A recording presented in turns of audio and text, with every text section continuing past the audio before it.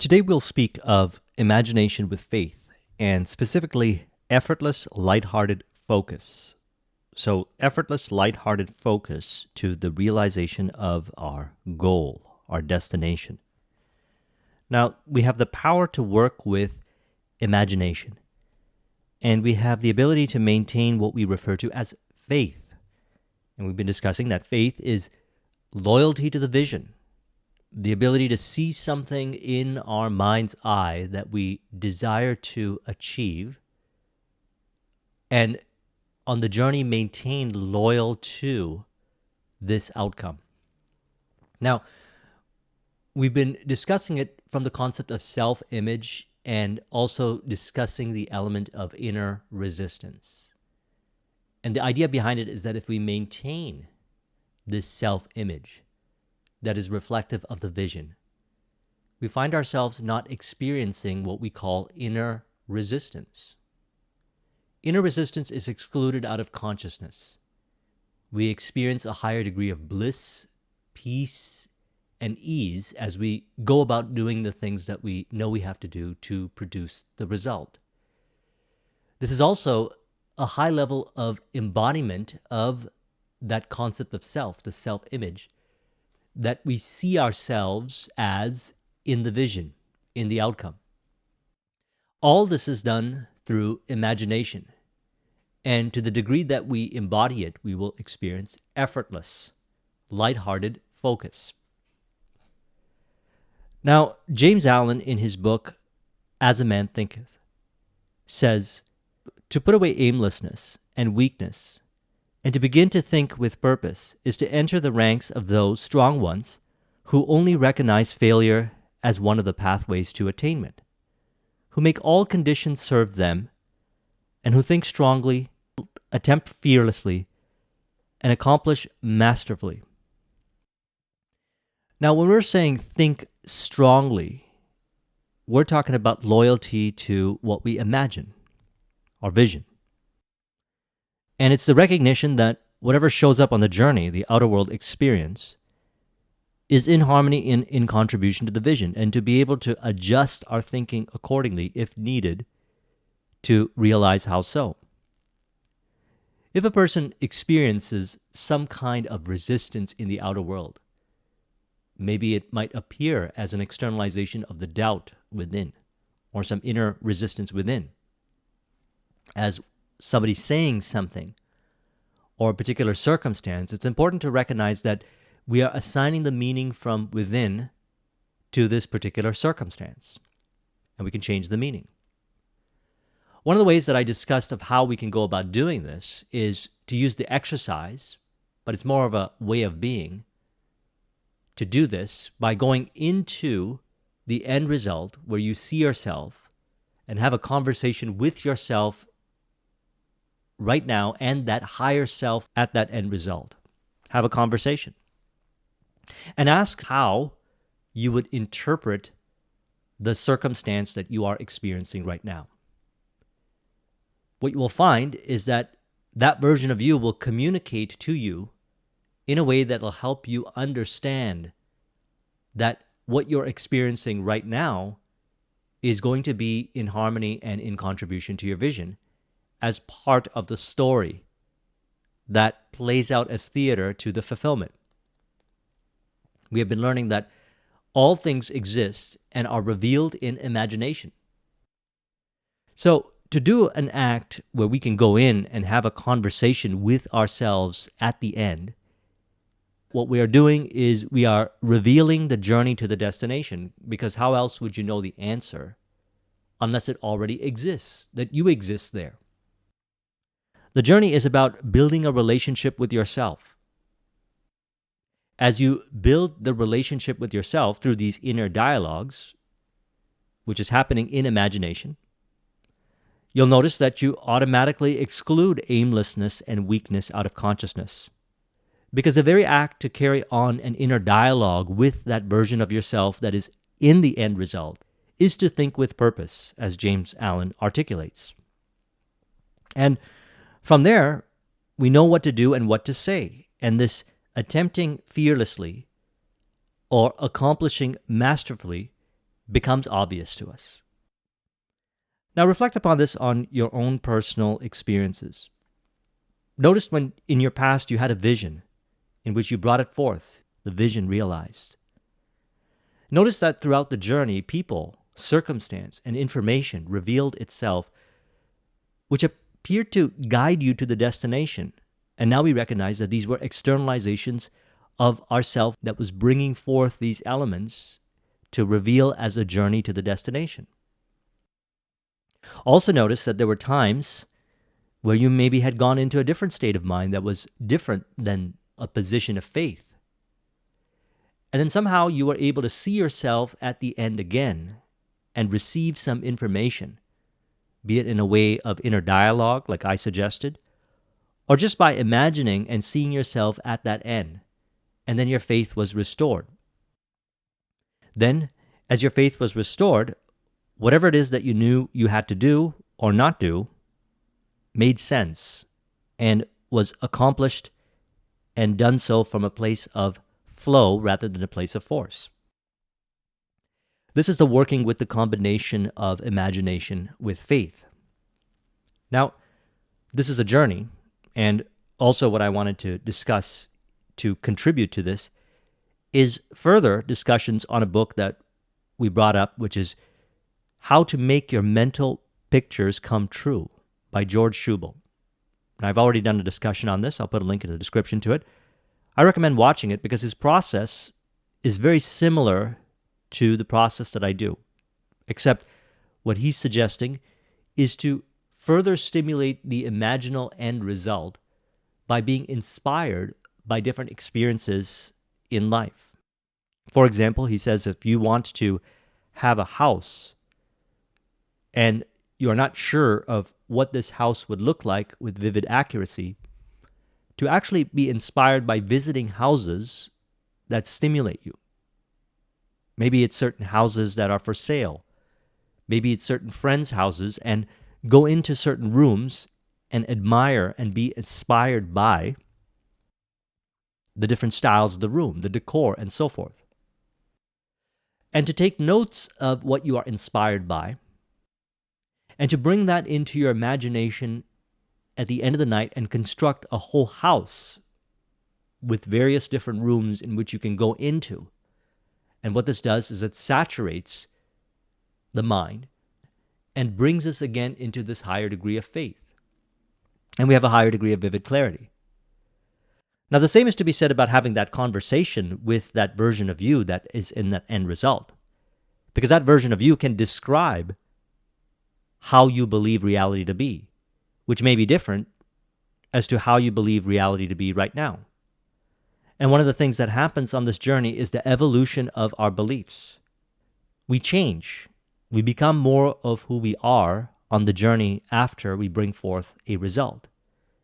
So the journey is as valuable as the destination because the vision, or what we have in our imagination, releases, excludes out of consciousness certain interpretations that we have about ourselves in relation to how we work with imagination, in relation to faith, in relation to different aspects of the journey, and brings it more into what I refer to as accurate thinking. And so he states, we have said that concentration upon one single object of thought does not mean necessarily that our thought must be comprised of only one thing. It may take a number of things as long as they are directly related and serve to make a complete picture. And this is so in the instance of the career which we are outpicturing.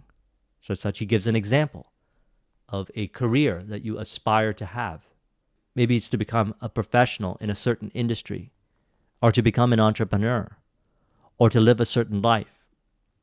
Maybe in the earlier stages we don't have that vivid accuracy of what it looks like. And we can stimulate this further by being in certain places that inspire those aspects in imagination, such as going to the actual events in which you can have conversations with them, or to read certain books. There was a book that I used to read a while back. It was called Life Hacked by Alan Wong. And he spoke about how he rose up to, and during those stages, earlier stages of the iPhone App Store, he got to a high level of proficiency in development and pretty much taught himself how to code, and then created an app which became the most popular app at a period of time in the iPhone store. And in this book, he discusses different aspects of his journey. And that book was very inspiring to me because it stimulated in my imagination what the journey could potentially be like to the fulfillment of, that time it was my IT business. I found this book to be very inspiring and stimulating of my imagination. I felt as I would read the book that I would go into my imagination and play out some of these things, seeing myself do those things as he would share his story. What I would notice is that I would change. My behaviors would change. What was happening was I was becoming more lightheartedly focused on the vision. Now, the same is to be said about the environments that we go to, the conversations that we have with those that have the results that we aspire to have, that have had those life experiences. And as they share their stories, it further inspires us. The truth is, we are imagining all the time. And as George Schubel says, as we have said, that concentration upon one single object of thought does not necessarily mean that our thought must be comprised of only one thing. It may take in a number of things as long as they're directly related and serve to make a complete picture. So we call this saturating the mind from many different perspectives. And you've heard me say this many times. How does one become that version of themselves, the self-image that is reflective of the vision? By the repetition of the same information, or the repetition of the same information from many different perspectives.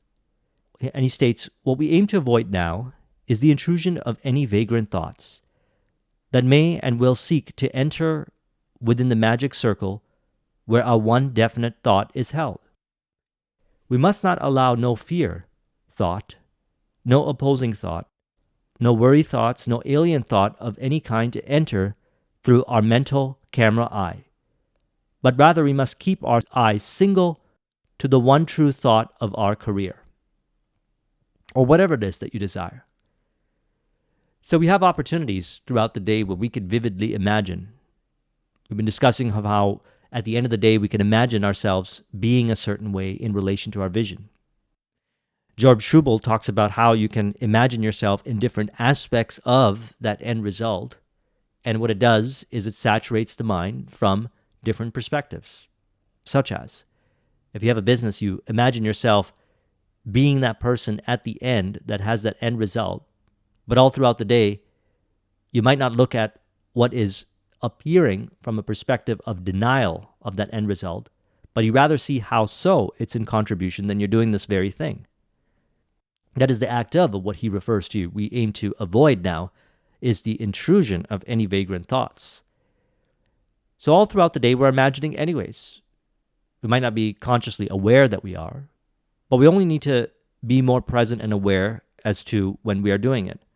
When we observe how we are either reacting or responding to the various interactions that we have with people, or the circumstances, or the information that's presented, and the environment.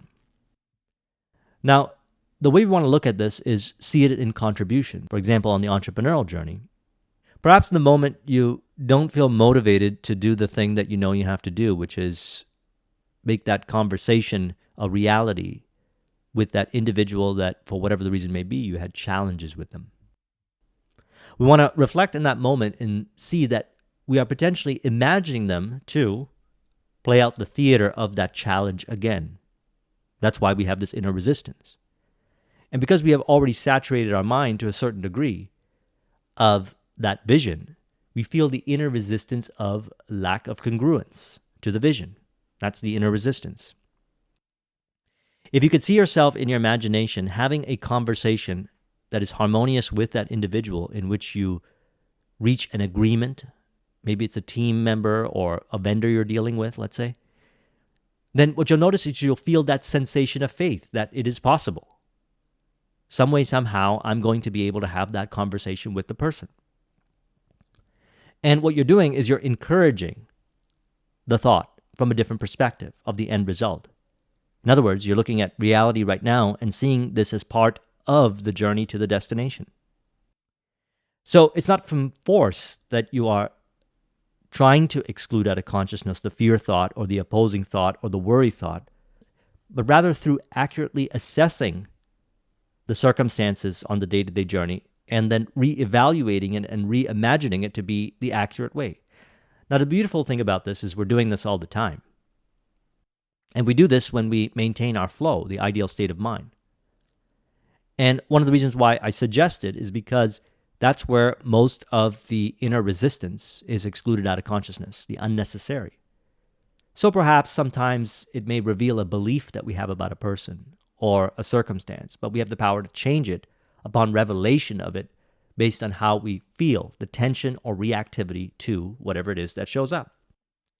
So we can look at it like this and say tension and reactivity provide us an opportunity so that we can look at what we are being reactive to or tense about and change how we interpret that particular experience to be in our imagination. And thus, through the act of this revision of seeing it differently, we notice that we experience that same interaction from a different perspective next time and thus maintain the lighthearted focus. He says, your objective mind from this point on becomes, as we know, simply one of cooperation. And this cooperation is exemplified best when our thinking and acting in all our daily outward affairs is directly, continually in ways which will facilitate the development of our thought. So this becomes an automatic process. This imagining and reimagining and seeing things from how it really is, as in harmony and in contribution to the vision. And we can further stimulate this by being in certain places or having certain conversations or saturating our mind with certain information and circumstances that further reveal and affirm that vision. Or you could go back to what I shared in the beginning, and you can have a conversation with that version of yourself that is in the end result. And that version of yourself will help you accurately assess, such as, for example, you see yourself as a person that has a certain level of success in business. And maybe you experience some reactivity on the day when it comes to, let's say, procrastination. You go and have a conversation with the person at the end, which is you, and you say, why is it that I have this procrastination? And perhaps the answer that will be revealed to you, which is the answer usually I get, is that the procrastination is something that is revealing your different state of mind that is not true to where I am right now. If you go back into that state of mind, you'll actually find yourself doing the thing that you know you have to do. So we use one of the ways that I shared in the last video, I'll put a link in the description, to bring yourself back into that state of mind. And then when you bring yourself back in the state of mind, you'll find you'll have no longer a resistance to doing that particular activity. Or any kind of stagnation for that matter. It might not necessarily be to do an activity. It might just be about removing the lack or indecision surrounding whatever it is on the day-to-day in relation to the vision. The form of inner dialogue or inner conversation from this kind of way can be very powerful, but it's very much akin to working with imagination, because where are you having this conversation? So imagination contributes to a higher degree of faith, and what we want to do is observe through tension and reactivity where we don't have that degree of faith. And one does not have to be perfect at it. We just want it to a level where we feel comfortable. Because if it's lighthearted focus that you want, in which you experience your day-to-day journey from deep engagement and you feel that you're on purpose and on plan, then the way we do this is to identify the inner resistance, and we've been discussing it. He says we must have an understanding, faith in the outcome of our developing picture. We must henceforth be true and loyal to the subjective forces working for us. We must be mentally alert to their direction. We must be patient. We must help by getting into the spirit of our picture. So that's what he refers to. Getting into the spirit of our picture, which we've been discussing, is akin to embodying and imagining the ideal to bring you back into a state of conviction and faith, lighthearted, in that vision. And he says, we must love it, as it were, into existence. So key distinction. We must help by getting into the spirit, which can be referred to as ideal state of mind, state of flow, of our picture. We must love it as if it were into existence. But separate from this, we know that a movement of the underlying natural forces of this substance of our subconscious thinking or mind solution now has been started in motion, carrying our projected understanding or thought with them, not only to the very depths of our own individualized subconsciousness, but to all other minds which are from the moment subjectively conditioned by our thinking until our thought is carried out and submerged into the very ocean of universal subsense consciousness, attracting unto itself not only other thoughts, but taking hold on the subsense side of all those things, circumstance, conditions, and persons that are to be part of its outward fulfillment.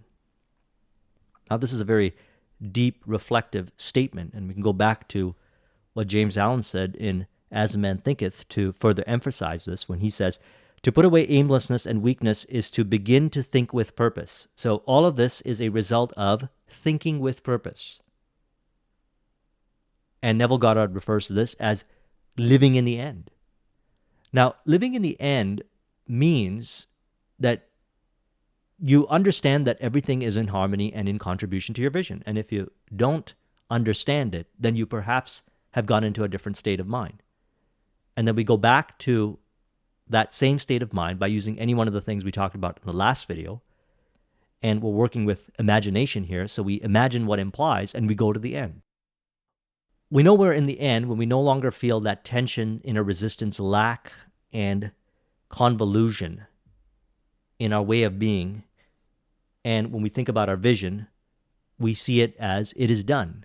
It will be brought forth some way, somehow. See, then what happens is what he discusses here. He says, submerged into the very ocean of universal subsense consciousness, attracting unto itself not only other thoughts, which you can stimulate further through the inner voice conversation with the version of yourself that is at the end, which are the thoughts that are related to the vision, because we're looking at it from the perspective that all things exist, and that version of you already exists somewhere, and we are having a conversation with that version of you, which provides the accurate thinking. That's a form of saturating the mind with the vision. Through the saturation of the mind and the vision, you don't really have to think about these things, although sometimes you can assess and see how it plays out and understand those things. We call this reverse engineering based on past experience. How things, circumstance, conditions, and persons that are to be part of its outward fulfillment play out as theater. Through the repetition of doing this, we observe how things show up in the most unexpected ways. For example, some of you might notice that on this thumbnail on today's video, there's a beautiful image. One of the thought processes that I had over the last few weeks as I've been working with one artist who, Tilly, shares her art with me to be able to use in some of my videos, and those were in the previous videos. You'll notice that this thumbnail is from another artist, happens to like my videos, and I noticed that he was liking a number of posts on my Instagram, so I clicked on his profile and I saw his art. And I knew right then and there that that was the art that I wanted to use to capture the essence of some of the discussions that I wanted to have.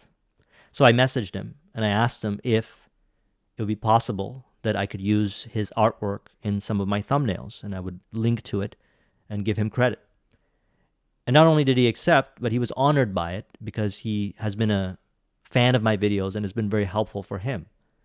So these things work out very harmoniously when we remain lighthearted and focused to the vision. So how do we do it?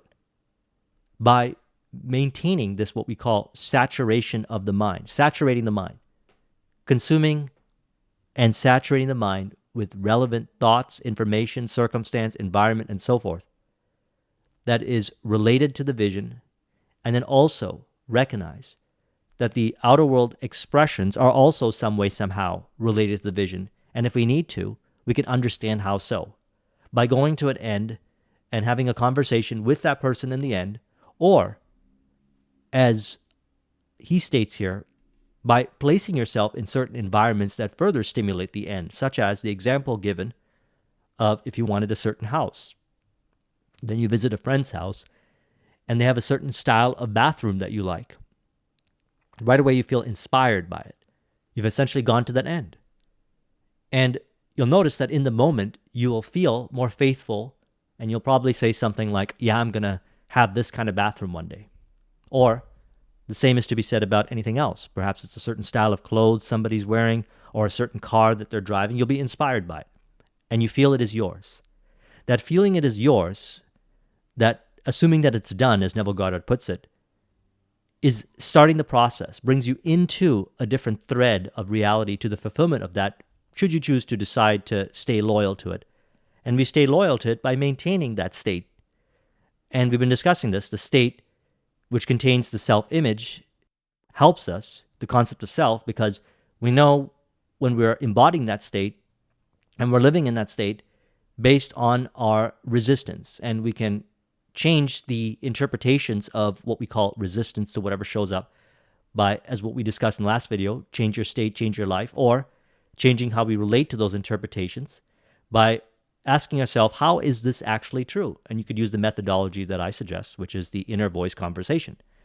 Now, because I'm a very auditory person, I tend to work with inner voice or conversation or affirmation, and this tends to work really well, but it's the same thing. Saturating your mind from different perspectives of how things are in harmony with your vision, or the same information, the same scene. And to further emphasize this in relation to, for example, the two artists that I've been sharing their work with as part of the thumbnail integration on these videos, he states, unexpected persons, perhaps from a distance, having affinity or subjective kinship to our thought of money, business, and home, will come to us in a seemingly miraculous manner. Seemingly trifling bits of information drift into our daily affairs. Casual words are said. Books are loaned to us. Letters are received. And 101 incidents of like kind transpire which manifest solely for the purpose of becoming part of our forming picture. So we're forming picture in the mind, and as a result, forming the picture of the outer world reflection of the mind as the five sensory experience. We do this by maintaining this ideal state of mind, or the vision. And the way we do this in our discussion here is further emphasized in the other discussions as saturating the mind. The repetition of the same information, or the repetition of the same information from many different perspectives until you see. And I wouldn't recommend looking for these indications, but rather observe them and acknowledge them, which is a form of reaffirmation, as they show up. Now, all of this removes a lot of inner resistance and tension and puts the emphasis on what we've been discussing, changing the concept of self, changing what is within consciousness so that it reflects accordingly as the journey and the destination. So in grand summary, what we want is we put away, as James Allen says, aimlessness and weakness, and to begin to think with purpose. And as he says, is to enter the ranks of those strong ones who only recognize failure as one of the pathways to attainment. So normally, we associate failure with inner resistance, tension, or reactivity. We want to observe when we are applying that meaning from within to whatever shows up on the journey. And then recognize that in that moment, we have gone into a different state of mind if we choose to, or unconsciously choose to, dwell upon that interpretation. And we can release from that interpretation. Recognize that we are the ones giving meaning to whatever aspect that has shown up. We're giving meaning to it.